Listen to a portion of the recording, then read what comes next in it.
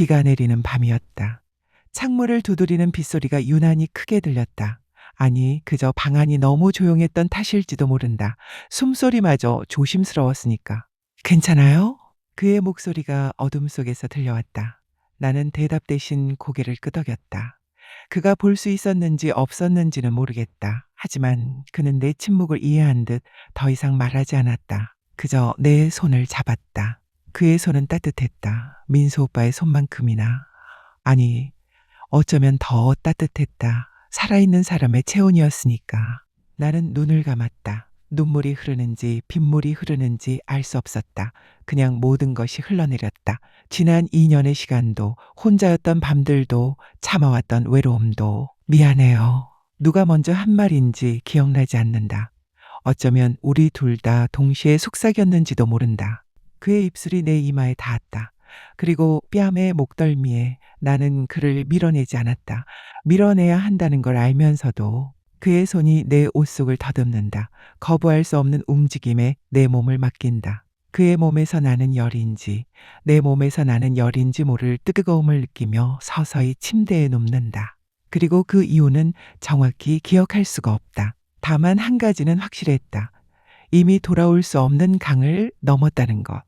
민수 오빠, 미안해요. 하지만 나도 살아있는 사람이에요. 빗소리가 점점 더 거세졌다. 1년 전, 장례식장 복도는 국화향으로 가득했다. 나는 상주석에 앉아 고개를 숙인 채 조문객들을 맞이했다. 검은 한복 치마가 무릎을 눌렀다. 숨쉬기가 힘들었다. 옷 때문인지 슬픔 때문인지 아니면 이 모든 상황 때문인지 알 수 없었다. 고인의 명복을 빕니다. 힘내세요, 사모님. 똑같은 말들이 계속 반복됐다. 나는 기계처럼 고개를 숙이고 감사하다고 말했다. 얼마나 많은 사람들에게 절을 했는지 기억나지 않는다. 그때였다. 형수님, 익숙한 목소리에 고개를 들었다. 강인혁이었다. 민수 오빠의 대학 1년 후배이자 30년 지기 친구, 우리 결혼식 사회를 봐준 사람. 인혁 씨, 그는 평소와 달리 많이 야윈 모습이었다.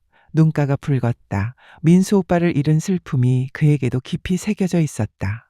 제가 형을 지키지 못했습니다. 무슨 말씀을? 등산 갔을 때 제가 더 주의했어야 했는데, 형이 숨이 찬다고 했을 때 그냥 넘겨서는 안 됐는데. 인혁 씨의 목소리가 떨렸다. 나는 고개를 저었다. 인혁 씨 잘못이 아니에요. 심근경색은 누구도 예측할 수 없는 거잖아요. 형수님. 그가 더 이상 말을 잇지 못했다. 우리는 그저 서로를 바라보며 슬픔을 나눴다 같은 사람을 잃은 남겨진 사람들의 슬픔을. 장례식장 3일은 그렇게 지나갔다. 장례를 치르고 집으로 돌아온 날, 나는 텅 빈 아파트 거실 소파에 주저앉았다. 민수 오빠의 슬리퍼가 현관에 그대로 있었다. 소파 옆 테이블에는 오빠가 마시던 커피잔이 그대로였다. 3일 전 그 아침 다녀올게 하고 나간 뒤로 시간이 멈춰버린 것 같았다. 핸드폰이 울렸다. 인혁 씨였다. 형수님 괜찮으세요? 제가 뭐 필요한 거 없으신지. 괜찮아요. 신경 써주셔서 감사해요. 혼자 계시면 힘드실 텐데 제가 가끔 들러도 될까요? 형이 부탁한 것들도 있고. 나는 잠시 망설였다. 하지만 거절할 이유가 없었다. 네, 그러세요. 전화를 끊고 나는 민수 오빠의 사진을 바라봤다. 액자 속 오빠는 환하게 웃고 있었다. 오빠.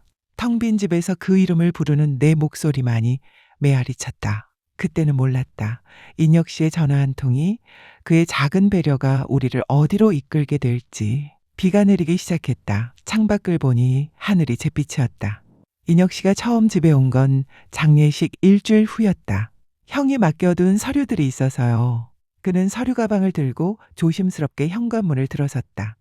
민수 오빠의 슬리퍼를 보고 잠시 멈칫했지만 아무 말 하지 않았다. 커피 드릴게요.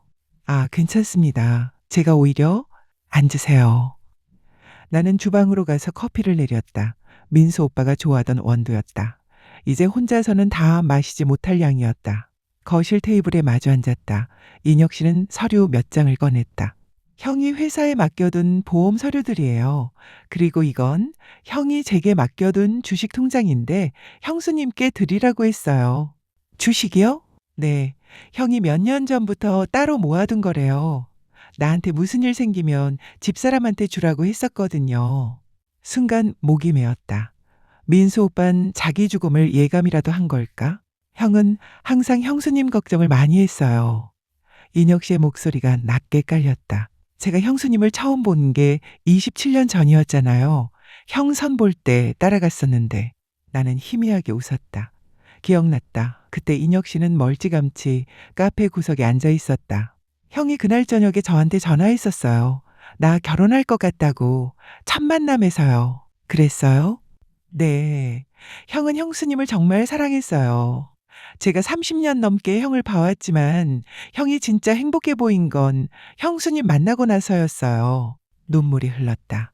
닦아낼 새도 없이 뺨을 타고 내렸다. 죄송합니다. 제가 아니에요. 인혁 씨가 티슈를 건넸다. 그의 손이 떨리고 있었다. 저도 형이 너무 그리워요. 형수님. 우리는 한동안 말없이 앉아 있었다. 거실 시계 소리만 째각째각 울렸다. 그 후로 인혁 씨는 일주일에 한두 번씩 들렀다. 처음엔 민수 오빠의 짐을 정리하러 왔다. 오빠의 책들, 옷들, 취미로 모았던 LP판들. 인혁 씨는 하나하나 조심스럽게 정리하며 추억을 꺼냈다. 이 책, 형이 대학 때 제일 좋아했던 건데, 이 셔츠 형이랑 같이 사러 갔었죠. 형이 형수님 의견 물어보겠다고 사진 찍어서 보냈었는데, 오빠의 흔적을 지우는 일은 고통스러웠다. 하지만 인혁 씨가 함께해서 견딜 수 있었다. 그는 내 슬픔을 이해하는 유일한 사람이었다. 어느 날 서재를 정리하다가 인혁 씨가 사진첩을 발견했다. 이거 형이 보관하고 있었네요. 대학 시절 사진들이었다. 민수 오빠와 인혁 씨, 그리고 다른 친구들. 젊은 시절의 그들은 눈부시게 밝았다. 형이 이때 저를 많이 챙겨줬어요. 제가 군대 갔다 와서 복학했을 때 적응 못하고 있었거든요. 형이 없었으면 전 학교 그만뒀을 거예요. 민수 오빠가 그런 얘기는 안 했었어요. 형은 원래 자기 잘한 일은 말 안 하잖아요. 인혁 씨가 사진을 쓰다듬었다. 그리고 나를 보았다. 형수님, 제가 형 대신은 못하지만 필요한 거 있으면 언제든 연락 주세요. 형이랑 한 약속이에요. 고마워요, 인혁 씨. 그날 밤 인혁 씨가 돌아간 뒤 나는 깨달았다. 그를 기다리고 있는 나 자신을, 그가 올 날을 손꼽아 기다리는 내 마음을. 그리고 그것이 두려웠다. 계절이 바뀌었다. 민수 오빠가 떠난 지 6개월이 흘렀다. 나는 조금씩 일상으로 돌아갔다. 다시 요가 수업을 나갔고 친구들과 가끔 차를 마셨다. 하지만 집에 돌아오면 여전히 오빠의 부재가 무겁게 짓눌렀다. 인혁 씨는 여전히 일주일에 한 번은 들렀다. 이제는 특별한 이유도 없이 그냥 안부를 묻고 함께 저녁을 먹거나 차를 마시고 갔다. 요즘 어떠세요? 그럭저럭이요. 인혁 씨는요? 저도 비슷해요. 우리의 대화는 짧았다. 하지만 그 짧은 대화 속에 많은 것들이 담겨 있었다. 외로움, 그리움, 그리고 이름 붙일 수 없는 무언가. 어느 가을날이었다. 인혁 씨가 와인을 들고 왔다. 형이 생전에 이거 사두셨더라고요. 제 결혼 기념일에 같이 마시자고. 근데 제가 이혼하는 바람에 인혁 씨 이혼하셨어요? 네, 작년에요. 형한테도 말 못했었어요. 창피해서. 그는 쓸쓸하게 웃었다. 형은 형수님이랑 정말 잘 사셨잖아요. 저는 결혼 생활을 제대로 못했어요. 일만 하다 보니까. 우리는 와인을 나눠 마셨다. 한 잔, 두 잔. 말이 많아졌다. 형수님은 외롭지 않으세요? 외롭죠. 매일. 저도요. 인혁 씨의 눈빛이 달라졌다. 아니, 어쩌면 예전부터 그랬는데 내가 모른 척 했던 걸지도 모른다. 형수님, 네? 저 요즘 형수님 생각을 많이 해요. 심장이 빠르게 뛰기 시작했다. 인혁 씨, 이상하죠? 형 친구가 형수님한테 이런 감정을 가지는 게 그만해요. 나는 자리에서 일어났다. 인혁 씨도 따라 일어섰다. 형수님, 저 정말 미안해요. 근데 솔직해지고 싶었어요. 돌아가세요. 형수님, 제발 가세요. 목소리가 떨렸다. 인혁 씨는 망설이다가 고개를 숙였다. 죄송합니다. 그가 현관문을 나섰다. 문이 닫히는 소리가 유난히 크게 들렸다. 나는 소파에 주저앉았다. 가슴이 미칠 듯이 뛰었다. 그를 돌려보낸 게 안도되는 걸까? 아쉬운 걸까? 나는 내 마음조차 알 수 없었다. 2주일 동안 인혁 씨한테서 연락이 없었다. 나는 핸드폰을 들었다 놨다를 반복했다. 먼저 연락하고 싶었다. 하지만 무슨 말을 해야 할지 몰랐다. 민수 오빠 사진 앞에 앉았다. 오빠, 나 어떻게 해야 해요? 대답은 없었다. 액자 속 오빠는 그저 웃고 있을 뿐이었다. 어느 비 오는 밤이었다. 초인종이 울렸다. 인혁 씨였다. 형수님, 죄송해요. 그냥 보고 싶었어요. 그는 비에 흠뻑 젖어 있었다. 우산도 없이 온 모양이었다. 들어와요. 나는 수건을 건넸다. 그가 머리를 닦으며 말했다. 형수님, 저 형한테 정말 미안해요. 근데 형수님이 힘들어 하시는 걸 보면 저도 너무 힘들어요. 저도 그래요. 고백이었다. 저도 인혁 씨가 오는 날을 기다려요. 인혁 씨 목소리 듣고 싶어요. 인혁 씨가 없으면 더 외로워요. 형수님. 그가 한 발짝 다가왔다. 나는 물러서지 않았다. 하지만 우리 이러면 안 돼요. 인혁 씨도 알잖아요. 알아요. 근데 그의 손이 내 뺨에 닿았다. 따뜻했다. 안 되는 거 알면서 자꾸 형수님 생각이 나요. 나도 모르게 눈을 감았다. 그의 손에 내 손을 올렸다. 그의 손이 옷 속을 파고들 때부터는 머릿속이 텅 비었다. 생각하는 게 의미가 없었다. 그저 그의 리드에 따르고 그의 요구를 들어줬을 뿐. 방 안에 다른 소리는 들리지 않았다. 오로지 그의 거친 숨소리와 내가 입을 앙다문 채 흘리는 작은 신음소리뿐. 선을 넘었다. 돌아갈 수 없는 선을. 열기가 식은 방 안은 빗소리만이 창문을 두드렸다. 그날 밤 우리는 선을 넘었다. 인혁 씨의 입술이 내 이마에 닿았을 때 나는 밀어내야 한다는 걸 알았다. 하지만 몸이 움직이지 않았다. 아니, 움직이고 싶지 않았다. 형수님, 말하지 마요. 말을 하면 현실이 되어버릴 것 같았다. 우리가 하고 있는 일이, 우리가 느끼는 감정이 구체적인 형태를 갖게 될 것 같았다. 그의 품은 따뜻했다. 1년 만에 느껴보는 사람 온기였다. 나는 그 온기에 몸을 맡겼다. 하지만 그날 밤 잠들지 못했다. 인혁 씨가 잠든 옆에서 나는 천장을 바라봤다. 거실에 있는 민수 오빠의 사진이 자꾸 눈앞에 어른거렸다. 오빠, 미안해요. 눈물이 흘렀다. 소리내어 울 수도 없었다. 그저 조용히 베개를 적실 뿐이었다. 아침이 밝았다. 인혁 씨는 먼저 눈을 떴다. 나를 보더니 괴로운 표정을 지었다. 형수님, 저 정말 괜찮아요. 거짓말이었다. 괜찮지 않았다. 하지만 그를 괴롭게 하고 싶지 않았다. 형한테 너무 죄송해요. 형이 그렇게 믿었던 제가.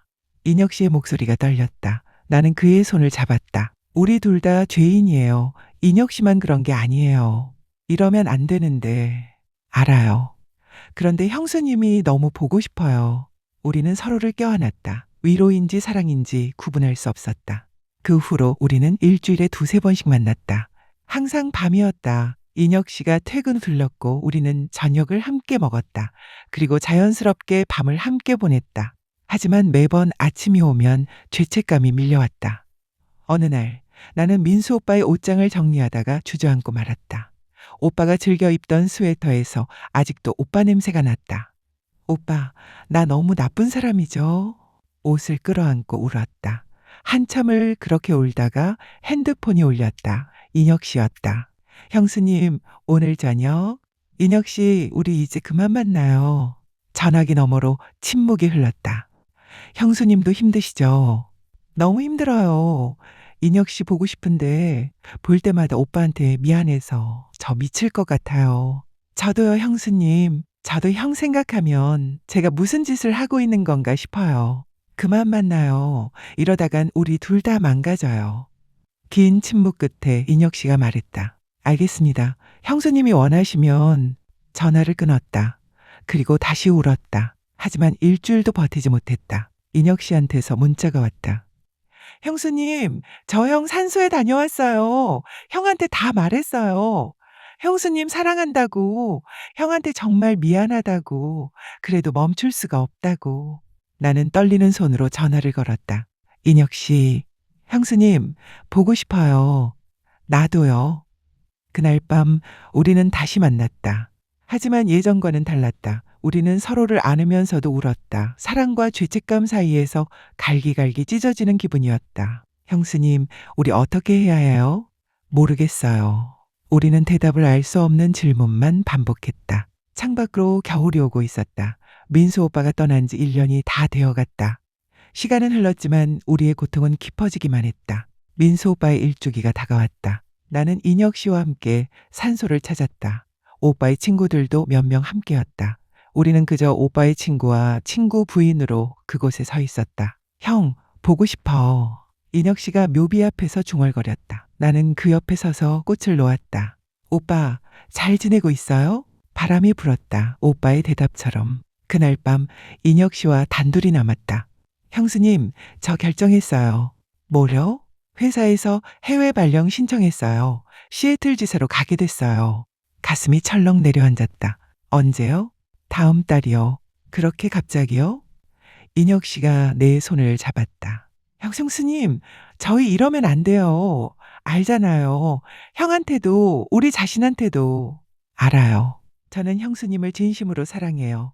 근데 이 사랑은 형을 배신하는 거예요. 형이 가장 아끼던 사람을 향한 사랑이. 나는 고개를 끄덕였다. 눈물이 흘렀다. 저도 인혁 씨 사랑해요. 근데 인혁 씨 볼 때마다 오빠 생각나요. 우리가 오빠한테 무슨 짓을 하고 있는지. 맞아요. 그래서 제가 떠나려고요. 인혁 씨, 형수님, 저 없으면 형수님 편하실 거예요. 죄책감에서도 자유로워지실 거고. 당신도 없으면 외로울 텐데요. 처음으로 당신이라고 불렀다. 인혁 씨의 눈에 눈물이 고였다. 괜찮아요, 외로움은. 견딜 수 있어요. 근데 형을 배신하는 건 못 견디겠어요. 인혁 씨가 떠나기 전날 밤, 우리는 마지막으로 함께 시간을 보냈다. 말은 많지 않았다. 그저 서로를 안고 마지막 온기를 나눴다. 형수님, 행복하세요. 인혁 씨도요. 저 나중에 한국 오면 연락해도 돼요? 나는 고개를 저었다. 그러지 마요. 우리 이렇게 끝내요. 깨끗하게. 알겠어요. 그의 입술이 내 이마에 마지막으로 닿았다. 사랑했어요, 형수님. 나도요. 다음 날 아침 인혁 씨는 떠났다. 나는 공항까지 배웅하지 않았다. 우리는 집 앞에서 헤어졌다. 그가 택시를 타고 멀어지는 모습을 봤다. 손을 흔들지 않았다. 그저 서서 그가 사라질 때까지 봤다. 택시가 모퉁이를 돌아보이지 않게 되자 나는 집으로 돌아왔다. 거실 테이블 위에 편지가 하나 놓여 있었다. 형수님께. 제가 형을 처음 만난 건 대학교 1학년 때였어요. 형은 제게 형이자 친구였고 인생의 멘토였어요. 형수님을 처음 본 날 형이 얼마나 행복해했는지 기억해요. 저도 형수님이 형을 행복하게 해줘서 고마웠어요.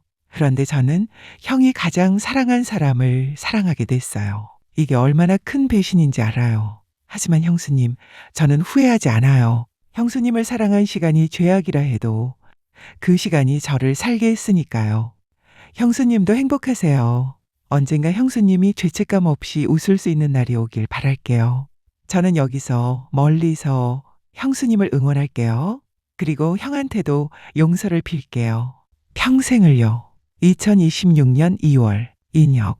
나는 편지를 가슴에 안았다. 그리고 민수 오빠의 사진 앞에 앉았다. 오빠, 미안해요. 정말 미안해요. 눈물이 흘렀다. 하지만 이번엔 조금 달랐다. 죄책감만이 아니라 어떤 해방감도 함께 왔다. 사랑했다, 인혁 씨를. 하지만 그 사랑을 이곳에 두고 간다. 오빠를 위해서, 인혁 씨를 위해서, 그리고 나 자신을 위해서. 창밖으로 봄이 오고 있었다. 나는 천천히 일어나 창문을 열었다. 차가운 공기가 들어왔다. 오빠, 나 이제 살아볼게요. 혼자서. 바람이 대답처럼 불어왔다. 그리고 나는 알았다. 언젠가는 이 아픔도, 이 죄책감도, 이 사랑도 추억이 되리라는 것을. 지금은 아프지만 언젠가는 3년 후 나는 작은 카페를 운영하고 있다. 민수 오빠가 생전에 나중에 형수님이랑 카페나 하나 차리고 싶다고 했던 그 꿈을 혼자 이뤘다. 가끔 인혁 씨한테서 이메일이 온다. 안부만 묻는 짧은 글. 나도 짧게 답장한다. 우리는 더 이상 사랑을 말하지 않는다. 하지만 가슴 한편에는 여전히 그가 있다. 따뜻한 기억으로, 아름다운 아픔으로. 카페 한쪽 벽에는 민수 오빠와 찍은 사진이 걸려 있다. 손님들이 물으면 말해준다. 제 남편이에요. 하늘에 계시죠. 그리고 미소 짓는다. 이제는 눈물 없이도 오빠를 떠올릴 수 있다. 오늘도 카페 문을 열며 생각한다. 사랑했던 두 남자에게 고마웠다고, 미안했다고, 그리고 이제는 괜찮다고